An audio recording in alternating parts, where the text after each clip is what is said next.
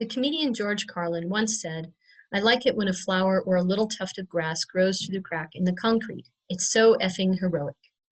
Carlin's comment on flowers and grass growing through cracks in concrete can be read as a metaphor for expressions of individuality in much of human history, with individuals representing the flower and tufts of grass, and the collectives to which they belong representing the concrete that often can keep them down.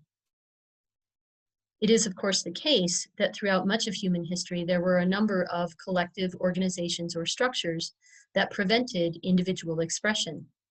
In the case of the philosopher Socrates, for example, it was the political collective of classical Athens that responded negatively to his expressions of individuality and which forced him, in the end, to take his own life.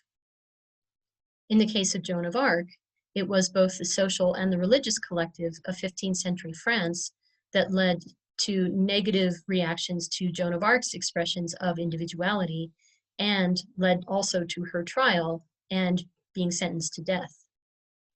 By the 19th century, however, expressions of individuality were becoming more acceptable, at least within certain dominant groups in Western society, as certain groups of people gained the right to vote and gained greater social and legal rights. There were still some collective structures, however, that prevented certain groups from expressing themselves as individuals, and this included racism, colonialism, and imperialism, as well as gender roles.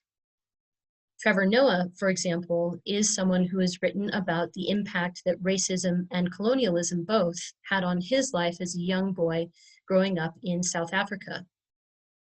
In this class, we'll be examining theoretical discussions of collectivism and individualism, and also looking at the lives of specific individuals who fought against collectivism, and sometimes won.